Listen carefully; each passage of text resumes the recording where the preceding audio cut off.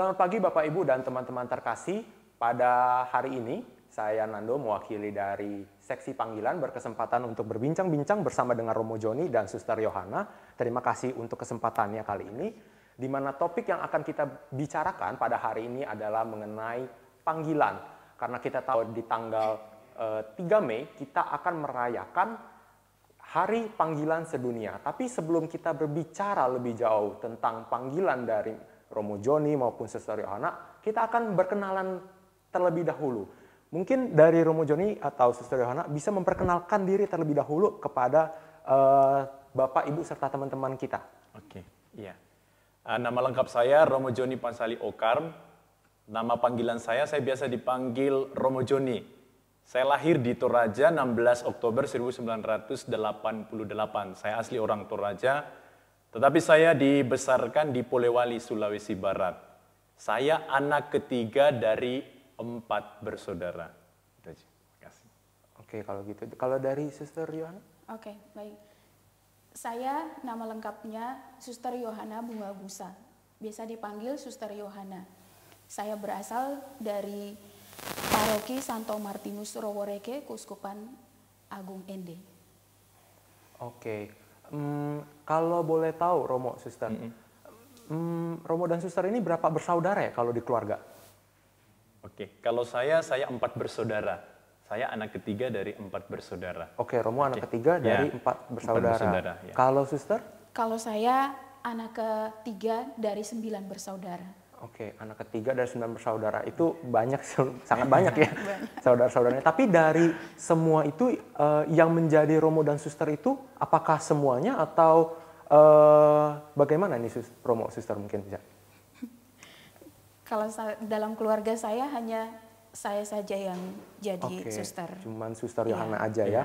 Bagaimana kalau dengan Romo Joni? Iya, juga sama dengan saya. Di dalam keluarga hanya saya sendiri yang menjadi imam. Oke. Nah, saya mau tahu lebih dalam tentang panggilan dari Suster maupun Romo. Apa yang membuat Suster, kita mulai dari Suster dulu kali ya. Apa yang membuat Suster itu tertarik gitu untuk menjalani kehidupan seorang suster gitu? Oke, baik Nando. Saya tertarik untuk menjadi seorang suster itu panjang ceritanya. Awal waktu kecil itu saya sering ketemu dengan suster yang sering kali datang ke stasi saya untuk melayani. Nah,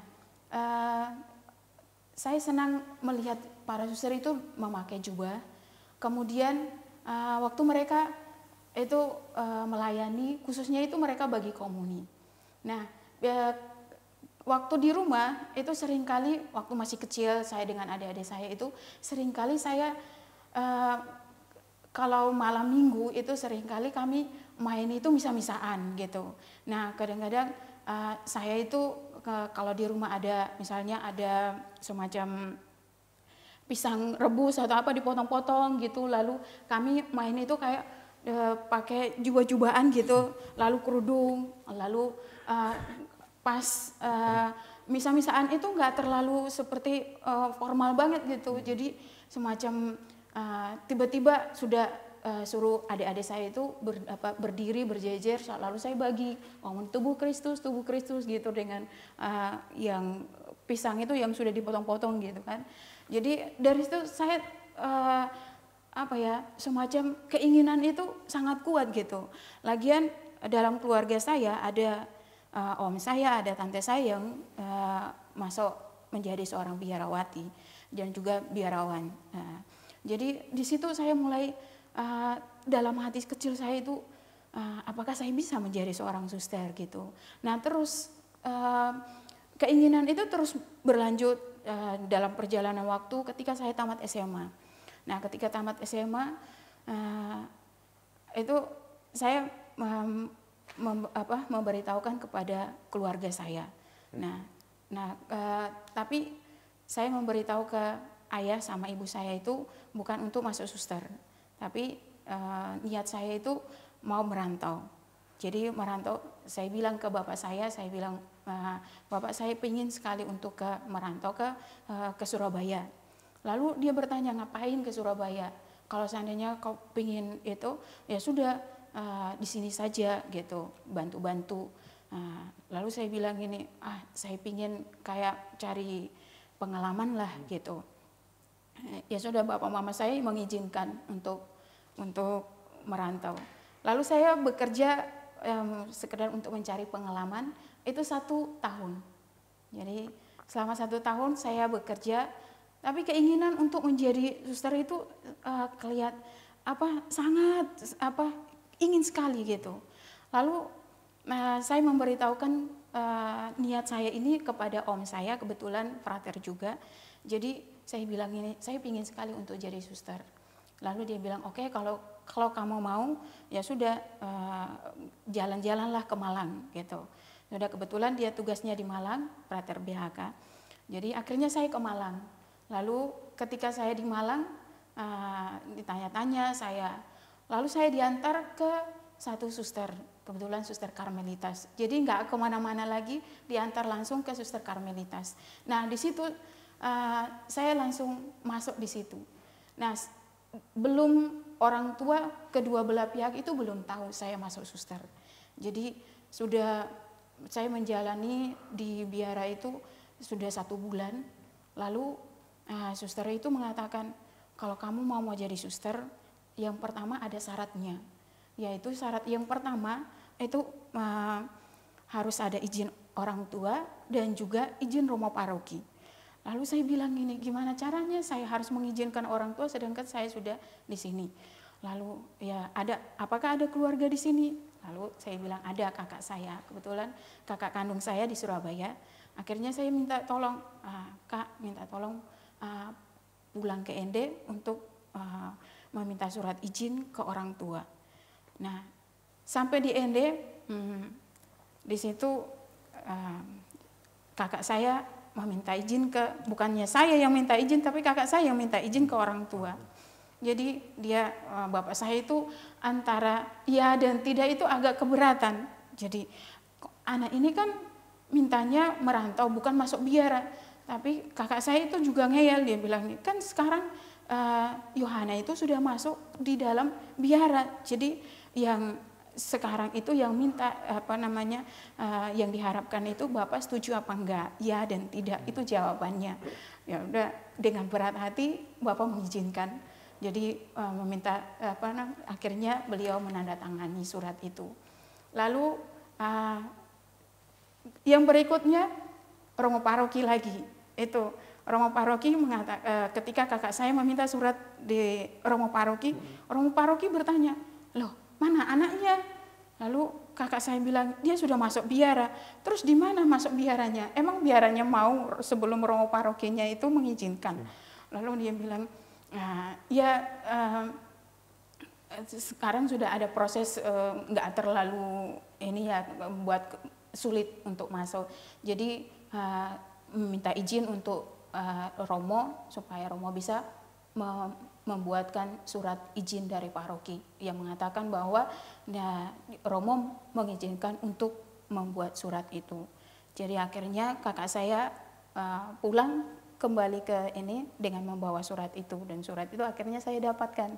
Nah kemudian saya mulai kontak dengan bapak mama saya, secara inilah gitu, ngobrol gitu kan, supaya mereka juga nggak merasa bahwa saya meninggalkan mereka gitu. Akhirnya ya sudah, bapak mama saya sih terserah saja, kamu mau masuk, kamu memilih jalan yang manapun, yang penting tekunilah jalan itu. Lalu bapak saya, ya terserah kamu memilih, saya yakin kamu bisa untuk menjalani itu. Oke, menarik sih ya, maksudnya kalau boleh tahu suster, prosesnya itu berapa lama ya? Mulai dari suster masuk itu kan jadi biarawati anggapannya ya selama 1 bulan, habis itu sampai mendapatkan izin dari orang tua, itu prosesnya berapa lama? Prosesnya itu cuma 1,5 bulan. 1,5 bulan? Iya, saya 6 bulan itu setelah dapat itu menjalani masa aspiran, itu sekitar setengah tahun. Itu setengah tahun saya di biara, lalu baru mau masuk postulan gitu kan. Jadi setelah mendapatkan surat itu, saya sah secara menjadi aspiran, jadi diterima secara bersama dengan teman-teman yang lain yang datang, jadi secara sah diterima karena surat dari orang tua sudah saya dapatkan, dari Romo Paroki juga sudah dapatkan. Jadi akhirnya pas sudah ditulis tanggalnya, disahkan di situ, akhirnya saya diterima secara sah. Prosesnya itu cepat, gitu, nggak terlalu lama gitu. Jadi prosesnya untuk mendapatkan surat dari orang tua itu cuma 1,5 bulan saja, nggak terlalu lama. Oke. Nah, kalau Romo Joni gimana? Mungkin kisahnya berbeda nih dengan Suster Yohana nih. Iya. Mungkin kalau saya juga lihat kisah saya dan juga tadi kisah Suster Yohana, memang Tuhan itu berkarya dengan luar biasa ya untuk memanggil setiap orang untuk mengikuti di jalan panggilan ini. Saya sendiri panggilan ini bertumbuh sejak saya kecil karena memang saya dibesarkan dalam keluarga Katolik, saya hidup dalam lingkungan Katolik, lalu saya juga nanti pada akhirnya mengabdikan diri untuk gereja Katolik. Jadi di dalam keluarga, papa dan mama saya dua-duanya adalah Katolik dan mendidik kami dalam doa, lalu dalam ekaristi hari Minggu itu secara luar biasa. Ya, lalu kemudian saya juga masuk dalam pelayanan-pelayanan. Sejak kecil saya sudah menjadi misdinar di paroki. Lalu saya akrab dengan para imam, dengan romo-romo yang ada di tempat saya pada waktu itu. Lalu ketika saya berjumpa dengan mereka, pada waktu saya masih kecil, saya berpikir ya, hidup yang seperti ini sungguh luar biasa ya. Hidup yang mau diberikan untuk Tuhan, hidup yang tidak untuk diri sendiri tetapi mau mempersembahkan diri untuk orang lain, untuk gereja. Lalu saya berpikir sejak kecil ya, ini sepertinya panggilan hidup saya. Saya suatu saat kelak, kalau saya menjadi dewasa, saya ingin menjadi seperti mereka, ingin menjadi imam yang mempersembahkan hidupnya bagi Tuhan, bagi umat Allah. Dan bapak dan ibu saya kan aktif juga di gereja. Jadi bapak saya dulu pernah menjadi ketua lingkungan atau ketua stasi, lalu ibu saya juga aktif di paduan suara dan sebagainya. Jadi mereka juga mendukung kalau misalnya ada anak-anak mereka yang ingin menjadi imam itu pasti sangat didukung karena mereka sudah terlibat di dalam pelayanan gereja. Lalu ketika saya lulus SMP saya bilang kepada orang tua saya mau lanjut ke seminari menengah setingkat dengan SMA, lalu orang tua saya dengan sangat senang menyetujui. Lalu panggilan saya semakin bertumbuh ketika saya di seminari menengah Santo Petrus Claver di Makassar. Di situ saya berjumpa dengan banyak misionaris yang ketika mereka pulang atau datang ke Indonesia, lalu mereka tinggal di situ. Lalu saya juga berjumpa dengan banyak imam yang memberikan sharing-sharing panggilan. Itu semakin memotivasi panggilan saya. Bahwa saya ingin menghabiskan sisa hidup saya untuk gereja. Saya ingin bercita-cita untuk mempersembahkan seluruh hidup saya untuk pelayanan bagi umat Allah. Lalu kemudian tahun 2006 saya menyelesaikan pendidikan di Seminari Menengah Santo Petrus Claver. Lalu melanjutkan ke Ordo Karmel. 2006-2016 akhirnya saya ditabiskan menjadi imam. Oke, berarti kalau dari cerita yang saya tangkap, baik itu dari Suster Yohana maupun Romo Joni, dukungan keluarga itu berarti sangat-sangat penting berarti ya. Karena itu yang akan menjadi semangat buat kita untuk tetap terus menjalani perjalanan hidup, baik itu seorang Romo ataupun seorang Suster. Cuman yang mau saya tanyakan, tadi ketika berbicara dengan Suster Yohana ada satu pertanyaan yang timbul yang mau saya tanyakan. Dan mungkin ini bisa dijawab juga nih sama-sama Romo. Pernah nggak bergumul pada saat melakukan proses itu? Karena kan proses perjalanan menjadi seorang Romo ataupun Suster itu kan bukan suatu proses yang sebentar. Itu kan perlu waktu yang lama, perlu komitmen. Pernah tidak bergumul dengan hal itu selama perjalanan proses tersebut? Mungkin dari Romo Joni dulu. Iya, memang perjalanan panggilan menjadi seorang imam atau menjadi biarawati dan menjadi imam biarawan itu pergumulannya sangat panjang ya, butuh waktu. Tetapi sekali lagi saya selalu percaya sih bahwa Tuhan pasti akan mendampingi kita di dalam proses pergumulan itu. Pergumulan paling besar bagi saya pada waktu dalam proses formasio pendidikan sebagai calon imam itu adalah berkaitan dengan keluarga. Untuk melepaskan keterikatan dengan keluarga itu tidak mudah. Ketika saya masuk ke seminari menengah setingkat dengan SMA, sebenarnya saya masih sangat kecil, usia belasan tahun lah ya. Lulus SMP, lalu kemudian harus berpisah dengan orang tua, Lalu saya harus hidup dalam lingkungan di mana kita belajar harus melepaskan diri dari keterikatan dengan orang tua. Konkretnya gimana? Tidak boleh menerima telepon setiap minggu. Hanya waktu-waktu tertentu saja baru boleh menerima telepon. Lalu harus fokus dengan pendidikan di sana. Mengapa? Karena kita kan harus mengikuti tahap seleksi. Kalau nilai kita tidak mencapai target, kita pasti akan dipulangkan. Ya. Lalu sampai selama proses itu kan kita semakin dimurnikan.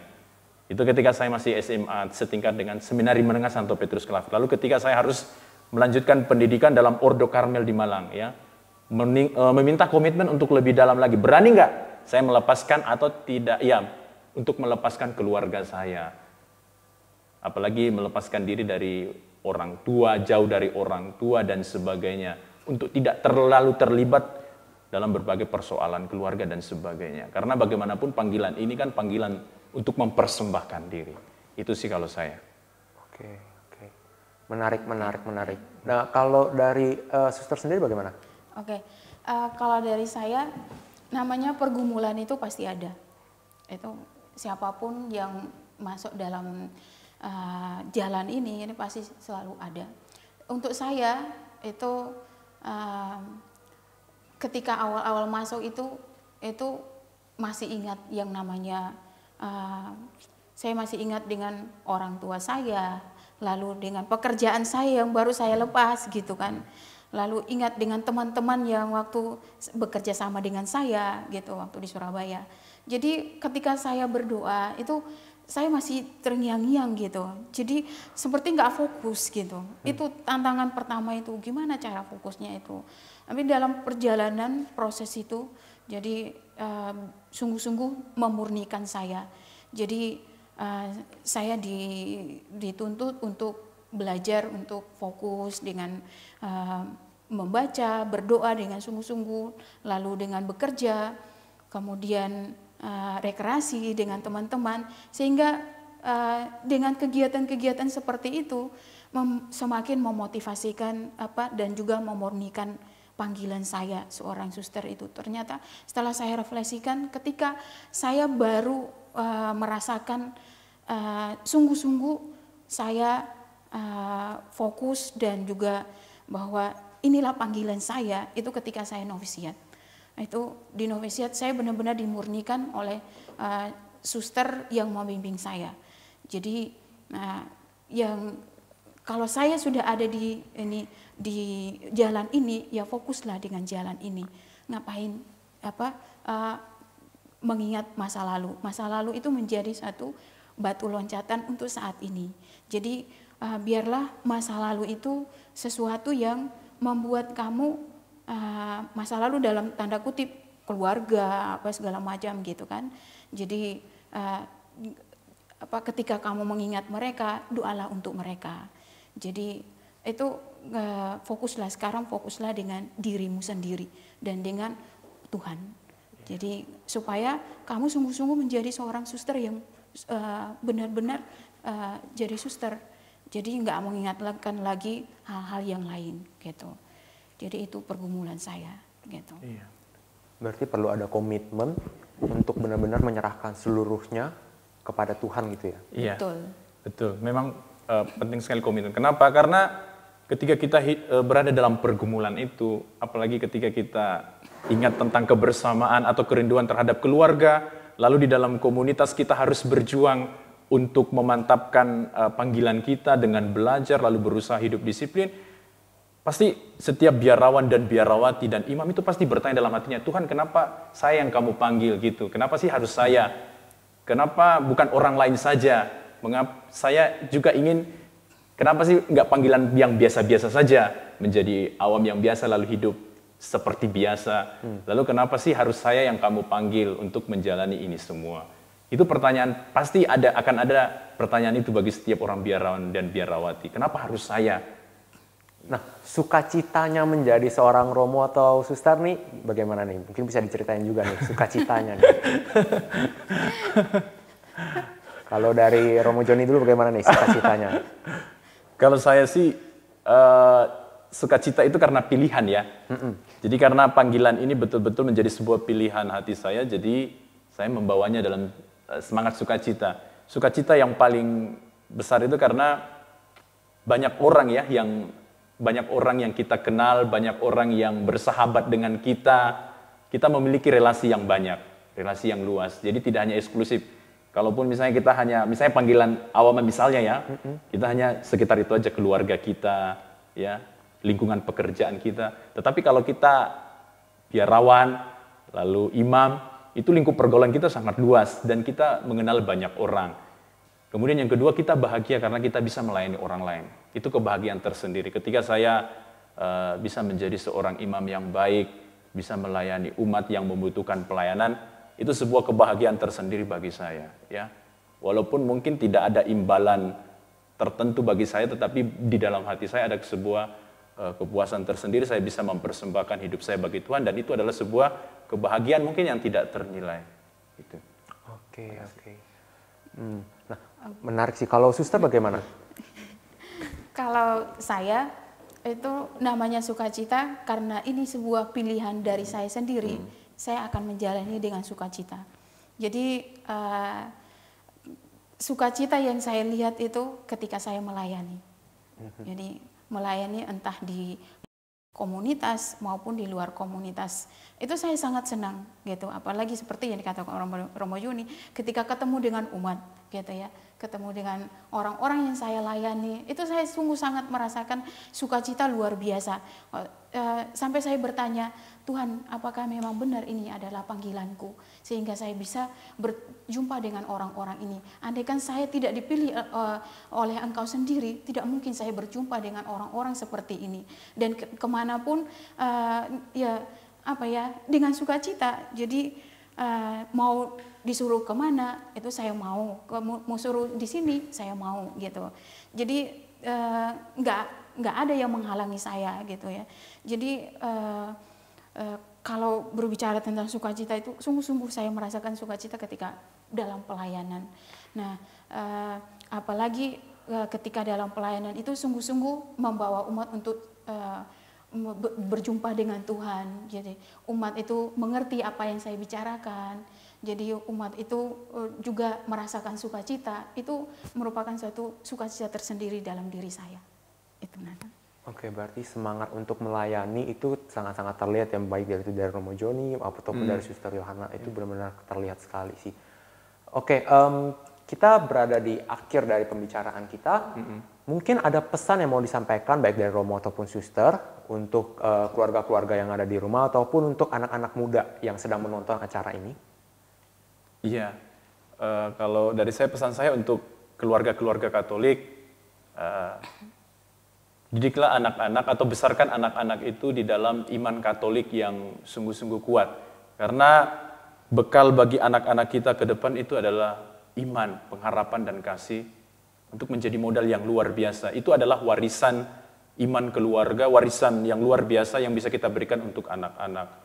Lalu untuk orang-orang muda, saya melihat sebenarnya banyak orang-orang muda yang terpanggil ya untuk mau menjadi imam atau menjadi biarawan dan biarawati, tapi mungkin kurang berani untuk menjawab ya untuk panggilan itu. Maka beranilah untuk mengambil sebuah keputusan jawaban ya terhadap panggilan Tuhan. Itu saja. Oke, menarik. Kalau dari Suster? Oke, kalau dari saya ada beberapa pesan yang mau saya sampaikan. Yang pertama untuk orang tua. Tanamkanlah nilai-nilai iman Kristiani di dalam keluarga. Dan yang kedua, coba bertanya kepada anak satu saat nanti ketika jalan bersama dengan anak-anak gitu, berani untuk bertanya, apakah kamu mau menjadi seorang suster atau menjadi seorang romo, frater atau bruder gitu. Yang kedua untuk orang muda, bagi kaum muda Katolik, jadilah orang muda Katolik yang sungguh-sungguh Katolik, setia dengan imannya. Gereja sangat membutuhkan Anda. Yang kedua, bagi kaum muda yang merasa terpanggil untuk menjadi romo, suster, frater, dan bruder, jangan pernah takut mengikuti jalan panggilan itu. Tuhan sangat membutuhkan kalian untuk bekerja di ladangnya. Berarti kalau kita simpulkan bahwa pesan untuk keluarga adalah tanamkan nilai-nilai Katolik di dalam keluarga dan selalu berikan support bagi anak-anak yang memang ada terpanggil untuk menjalani kehidupan seorang romo ataupun suster, dan buat anak muda seperti yang sudah dikatakan sebelumnya bahwa kita anak-anak muda ini adalah masa kini dan masa depan gereja. Jadi bagi kalian yang terpanggil untuk menjalani kehidupan seorang romo dan suster, jangan takut, beranilah untuk melangkah karena kalian nggak sendiri. Ada Tuhan yang bersama-sama dengan kalian ketika kalian melewati proses perjalanan itu, ya suster ya, Romo. Iya. Oke, mungkin itu sekian perbincangan kita bersama dengan Romo Joni dan Suster Yohana. Dan kita akan mengakhiri ini dengan doa, ya. Kita akan mengakhiri dengan doa panggilan yang akan dipimpin oleh Romo Joni dan Suster Yohana. Oke. Mari kita doakan doa mohon panggilan. Kita awali dengan tanda kemuliaan Kristus demi nama Bapa dan Putra dan Roh Kudus. Amin. Allah Bapa Pencipta, kami senantiasa bersyukur atas gerejamu di Keuskupan Agung Jakarta yang semakin hari semakin bertumbuh subur. Kami juga bersyukur atas para suster, bruder, dan romo yang berkarya di keuskupan kami. Namun saat ini kami sangat prihatin karena di antara kami masih sedikit yang menanggapi panggilan-Mu untuk turut bekerja di ladang-Mu. Kami mohon kepadamu ya Bapa, gerakkanlah hati setiap orang tua, remaja, dan anak-anak untuk senantiasa terbuka dan mengusahakan panggilan menjadi imam, bruder, dan suster. Semoga setiap orang tua dapat menjadi saksi cinta kasih dan mendidik anak-anaknya sebagaimana orang tua Yesus, Yusuf, dan Maria mendidik Yesus sendiri. Semoga dengan demikian anak muda dan anak-anak memiliki kedekatan denganmu, baik di dalam doa ataupun dalam kehidupannya, sehingga bila suatu saat Engkau memanggil mereka untuk menjadi imam, bruder, dan suster, mereka senantiasa siap sedia. Ya Bapa, semoga selalu ada orang-orang yang Kau utus untuk menuai panenan subur dan menyebarkan kabar gembira di tengah ibu kota dengan segala kemajemukannya. Demi Kristus Tuhan, Saudara dan Pengantara kami, yang hidup dan berkuasa sepanjang segala masa. Amin. Dalam nama Bapa dan Putra dan Roh Kudus. Amin. Oke, ini adalah akhir dari acara kita. Saya mewakili dari seksi panggilan serta teman-teman dan Bapak Ibu yang ada di rumah yang mengucapkan terima kasih atas kesempatannya yang telah diberikan oleh dari Romo Joni maupun Suster Yohana. Dan kita akan bertemu lagi di acara berikutnya.